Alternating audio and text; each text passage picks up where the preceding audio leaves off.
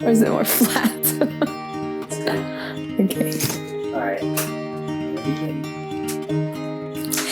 Hey everyone. Thank you for having me back. First, I wanted to say thank you for all of the support and the awesome comments that you gave me.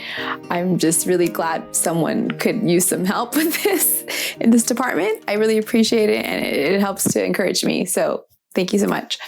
I wanted to come here and just give 5 helpful tips to just get started at your home.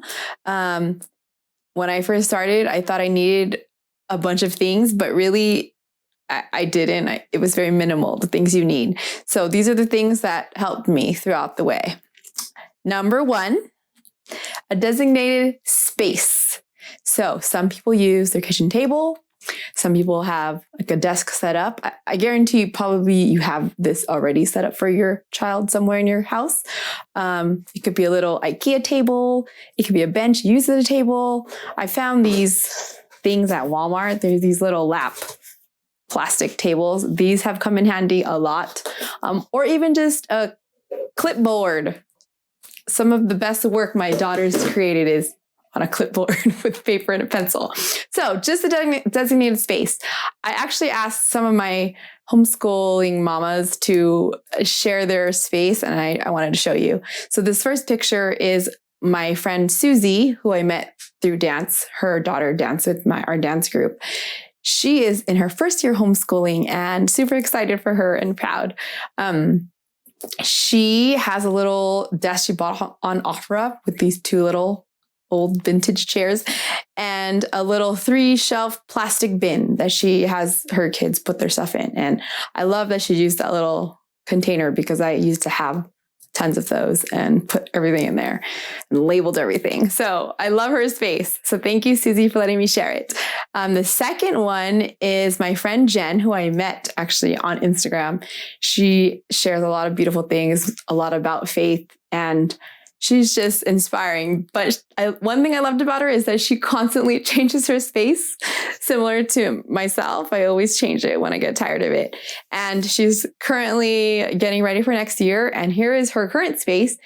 She's actually using her kitchen, and they do all their homework on the kitchen table. And she set up all the storage, books, library, everything around her table. So if people come over or they need to use the table, they just clean it off and pull the table out from the wall and just put it back. So thank you, Jen, for letting me share your space and for always inspiring me. Lastly is another friend that I met through Instagram. Her name is Crystal.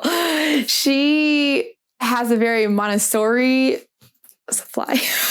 she has a very Montessori type approach, but she turned her loft space into a little homeschool area. And I just love, just the design of all her photos. So Crystal, thank you so much for letting me share your space.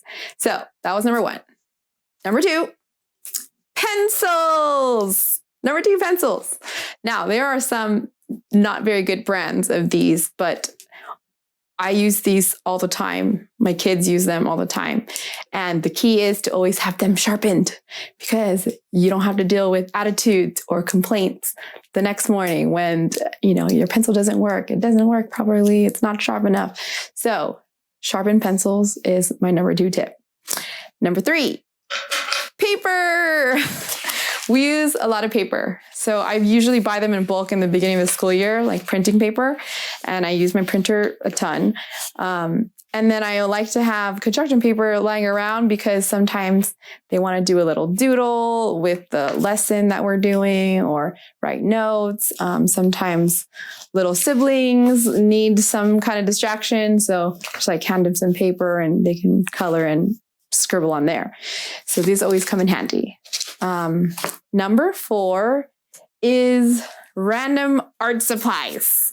So I'm sure you guys already have random art supplies. You don't need to go out and buy any, but I just took all of our markers, crayons, color pencils that I've accumulated over the years and put them in little buckets or jars. And I just put them on a little area, and for some reason, they just love to create things, and it gives them something to do. They love drawing things in various lessons. So I would just suggest having some kind of area for art supplies.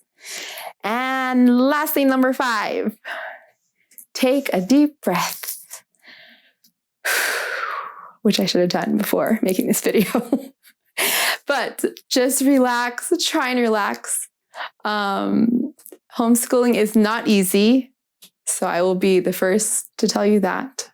It might look pretty sometimes on various platforms, but to be real, just need to relax sometimes. If it gets frustrating, take a break. Breathe right before you start. Attitudes start flaring, take a break, relax. And it's going to be okay, I promise. So if you found any of these tips helpful, I hope you did. Please share it with friends who might need it. If you have any questions, please feel free to comment them below or text me or DM me, because I love to hear them and answer them. Thank you so much for watching, and I hope you found this helpful.